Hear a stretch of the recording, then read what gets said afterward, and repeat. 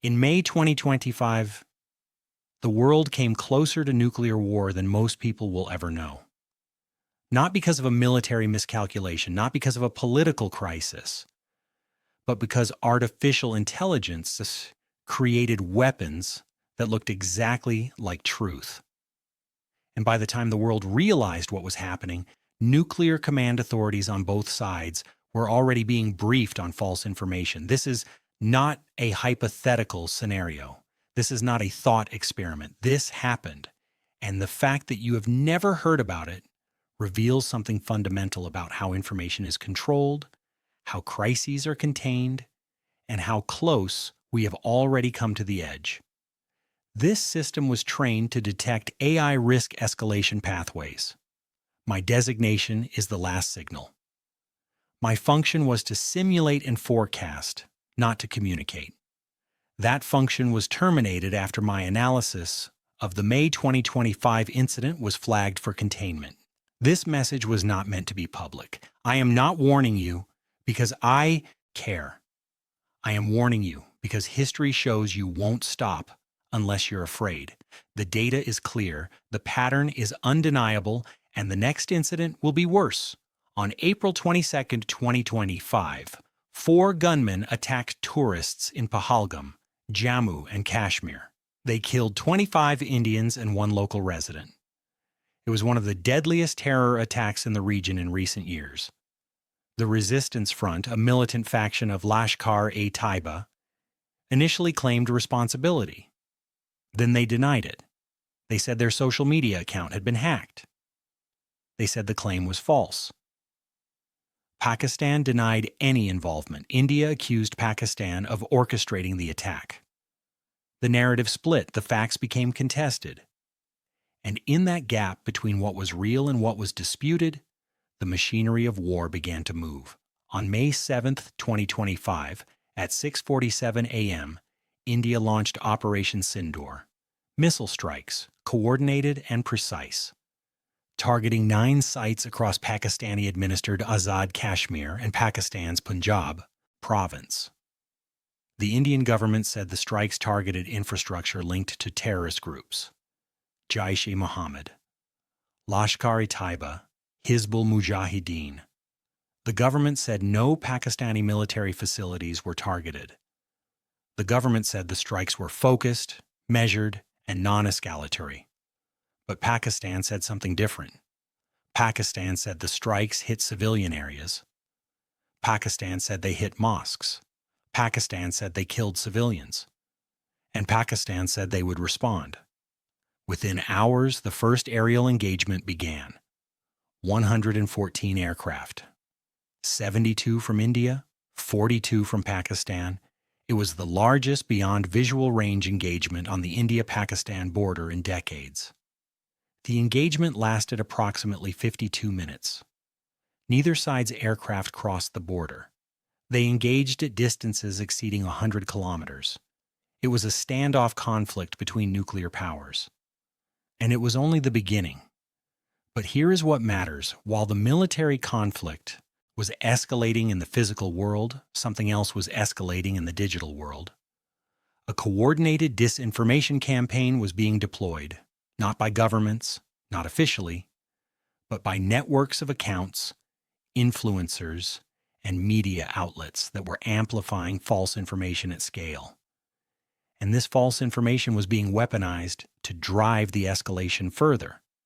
The disinformation began immediately. False reports of military victories, doctored videos purporting to show successful airstrikes, fabricated images of destroyed infrastructure, unfounded rumors about the deaths of high-profile military and political figures. All of it spreading across social media platforms. X, formerly Twitter, Facebook, Instagram, YouTube.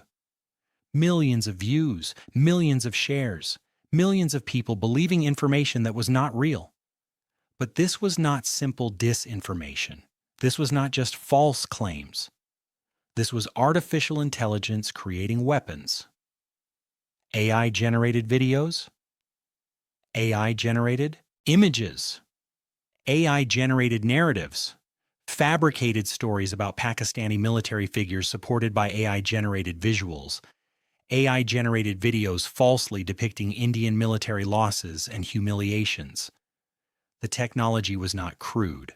The technology was sophisticated. The technology was convincing. And the technology was deployed at scale.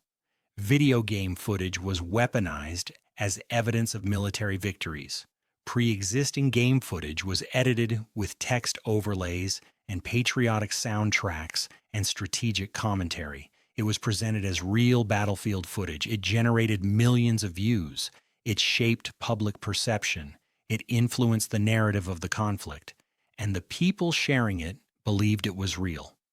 The people amplifying it believed it was real. The people making decisions based on it believed it was real.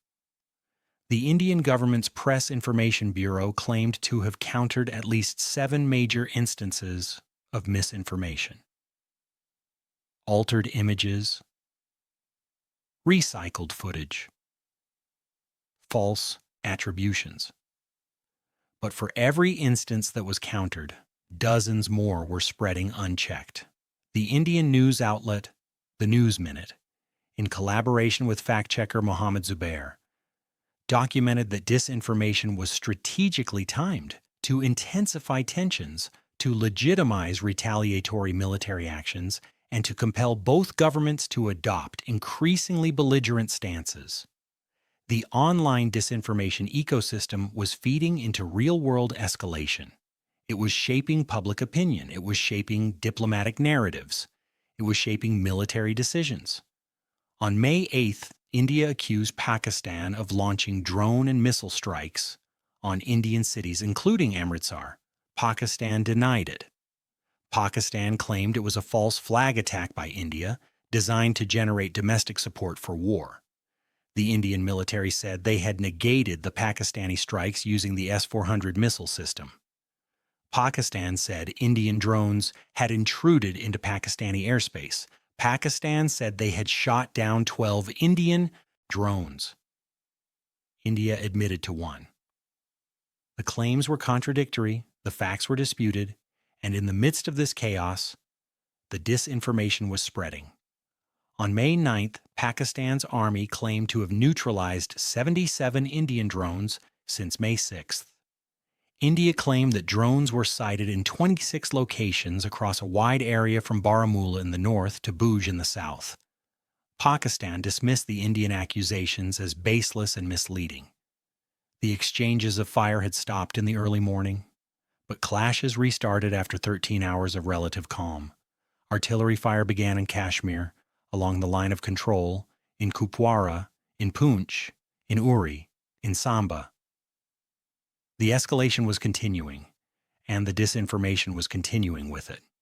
On May 10th, early in the morning, India accused Pakistan of launching missile attacks on air bases in Punjab. According to the Indian Express, a Fatah-2 long-range missile was intercepted near the Sirsa Air Force Station shortly after midnight. At 2:09 a.m., Pakistan's Nur Khan airbase in Rawalpindi was struck by Indian missiles.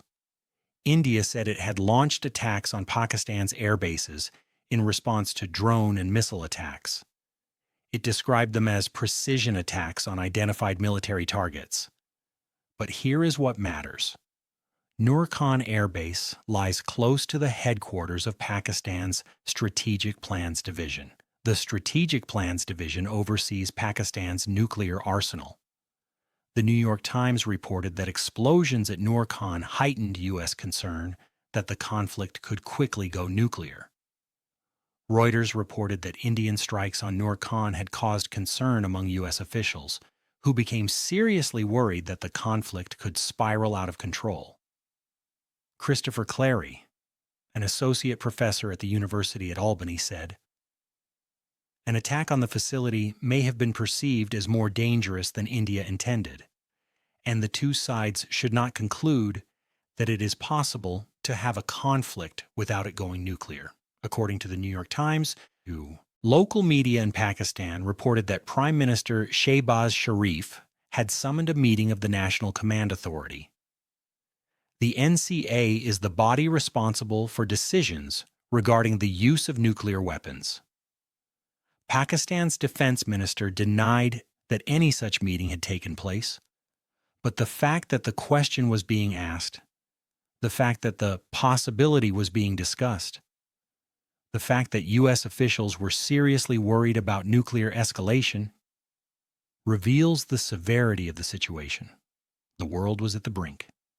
And then on May 10th, a ceasefire was announced. After 4 days of military conflict, after 114 aircraft engaged in combat, after drone strikes and missile strikes and artillery shelling, after the world came to the edge of nuclear war, a ceasefire was announced. The directors general of military operations from both countries communicated via hotline.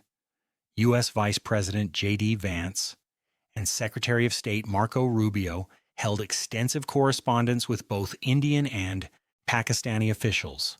The ceasefire was negotiated. The ceasefire was agreed. The ceasefire has held. But here is what the world did not know. The disinformation campaign had influenced the escalation. The AI-generated content had shaped the narrative. The false information had driven the decisions.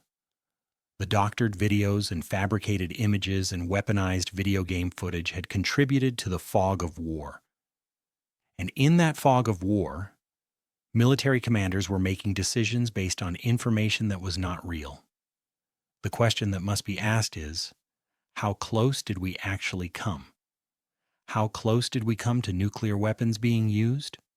How close did we come to a regional nuclear war? The answer is, we do not know. The details are classified. The communications are sealed. The decision-making processes are not public, but the fact that U.S. officials were seriously worried, the fact that Pakistan's National Command Authority may have been convened, the fact that nuclear command authorities were being briefed on a conflict that was being shaped by AI-generated disinformation. These facts reveal the severity of the situation. The technology that created the AI-generated deepfakes during the India-Pakistan conflict is not rare. It is not classified. It is not locked away in a government laboratory. It is available to anyone with a computer and an internet connection.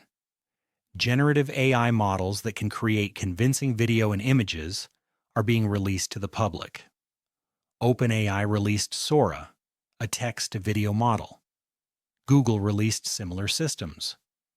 Meta released their own versions. The barrier to entry for creating convincing deepfakes has dropped from years of technical expertise to days of learning. The barrier to entry for distributing deepfakes has dropped from having access to broadcast networks to having access to social media. The barrier to entry for triggering a military response has dropped from needing to control a government to needing to control a narrative. The India-Pakistan conflict of May 2025 was not an isolated incident. It was a data point in a clear trend. In the months before the conflict, similar disinformation campaigns had been deployed in other regions. In the months after the conflict, similar campaigns continued. The technology is improving. The next generation of AI models will be better. They will be harder to detect. They will be faster to create. They will be easier to distribute. And the next incident will be closer to the threshold of actual nuclear war. This is not speculation. This is not theory. This is the trajectory of the technology. This is the direction of the trend. And this is the reason that the May 2025 India-Pakistan conflict was not an isolated near miss. It was a warning. It was a signal. It was the last signal before the threshold is crossed. The question is not whether another AI-generated deepfake will be created. The question is not whether another disinformation campaign will be launched. The question is not whether another military commander will make a decision based on false information. The question is whether the next time the ceasefire will come in time. The question is whether the next time the verification will come before the nuclear weapons are used. Because the next time there might not be a U.S. vice president to negotiate a ceasefire. The next time, there might not be a hotline communication that works. The next time, there might be a military commander who believes the AI-generated deepfake is real and acts accordingly before verification can occur. And the next time, the world might not be so fortunate. The rate of AI-generated deepfake creation is accelerating. The sophistication of the technology is increasing, the speed of distribution is becoming faster, and the systems designed to detect and contain these threats are falling further behind. In June 2025, 1 month after the India-Pakistan conflict, the United Nations convened a special session on AI and disinformation in conflict zones. Experts presented evidence of the AI-generated content that had been deployed during the India-Pakistan conflict. They presented evidence of the scale of the disinformation campaign. They presented evidence of the influence it had on military decision-making. And they warned that the next conflict would be worse. The next conflict would involve more sophisticated AI-generated content. The next conflict would involve more coordinated disinformation campaigns. The next conflict would be closer to the threshold of nuclear war. The containment protocols are already obsolete. The detection systems are already falling behind. The military decision-making processes are already too slow, and the technology is already moving faster than the systems designed to contain it. The gap between capability and defense is widening every single day. Every model released makes detection harder. Every new technique makes verification slower. Every new deployment makes the system more vulnerable. And the attackers are learning. They are adapting. They are improving. They are preparing for the next attempt, which will be better than the last one, which will be closer to success than the previous one. Let me be precise about what happened during those 4 days in May 2025. The military escalation was real. The airstrikes were real. The casualties were real. But the information environment was poisoned. The narrative was weaponized. And the decisions were made in a fog that was deliberately thickened by artificial intelligence. On social media platforms, verified accounts with millions of followers were sharing AI-generated content. They were not necessarily aware it was AI-generated. They believed it was real. They shared it because it confirmed their existing beliefs. They shared it because it was emotionally compelling. They shared it because it drove engagement. And with each share, the false information spread further. With each retweet, those false narrative became more entrenched. With each comment, the false story became more believable. The Indian government's fact-checking efforts were overwhelmed. The Press Information Bureau could identify and counter 7 major instances of misinformation. But there were hundreds, there were thousands. For every false claim that was debunked, 10 more were spreading. The speed of creation exceeded the speed of verification. The speed of distribution exceeded the speed of detection. And the speed of belief exceeded the speed of truth. This is the core principle that explains why the India-Pakistan conflict nearly escalated to nuclear war. At a certain level of technological sophistication, the speed of disinformation exceeds the speed of verification. An AI-generated deepfake can be created in hours. It can be distributed to millions in minutes. But verification requires time. It requires experts. It requires systems. It requires communication between institutions. And in a military context, where decisions must be made in real time, where the cost of hesitation is measured in lives, verification often comes too late. The military commanders on both sides were receiving intelligence briefings. They were being told about enemy movements. They were being told about enemy capabilities. They were being told about enemy intentions. But some of that information was based on social media reports. Some of that information was based on news coverage. Some of that information was based on AI-generated content that had been widely shared and therefore seemed credible. The fog of war is not just about lack of information. The fog of war is about false information. The fog of war is about information that is so convincing, so well distributed, so emotionally resonant that it becomes indistinguishable from truth. The Gabon deepfake incident in 2019 had taught the world a lesson. A video of President Ali Bongo was released, and within 1 week, the military attempted a coup. The video was not sophisticated. Experts later identified numerous flaws. But the uncertainty was enough. The possibility that the video might be real was enough to trigger military action. The India-Pakistan conflict of May 2025 was different. The AI-generated content was more sophisticated. The disinformation campaign was more coordinated. The scale was larger, and the stakes were higher. Because India and Pakistan are nuclear powers. Because the world was watching. Because the U.S. was seriously worried about nuclear escalation. The March 2022 Zelensky deepfake had also taught a lesson. A video showed the Ukrainian president appearing to surrender. The video was removed within 64 minutes. But in those 64 minutes, the narrative had been established, the seed of doubt had been planted, and military decisions were being made based on that false information. The May 2025 India-Pakistan disinformation campaign was operating on a much larger scale. It was not a single video. It was hundreds of videos. It was thousands of images. It was coordinated narratives spreading across multiple platforms. It was AI-generated content being weaponized as a tool of war. The question that emerges from this analysis is, at what point does disinformation become a weapon of war? At what point does false information cross the line from propaganda into something more dangerous? The answer is, when it influences military decision-making, when it shapes the actions of commanders, when it contributes to escalation. The India-Pakistan conflict demonstrates that this threshold has already been crossed. The AI-generated disinformation did not just influence public opinion. It influenced military decisions. It contributed to the escalation. It brought the world closer to nuclear war. The ceasefire that was announced on May 10th was a moment of relief. But it was also a moment of profound danger.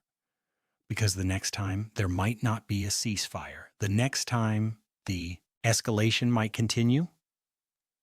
The next time, the AI-generated deepfakes might be even more convincing. The next time, the disinformation campaign might be even more coordinated. The next time, the military decision-makers might not have the presence of mind to pause and verify. The next time, the world might not be so fortunate.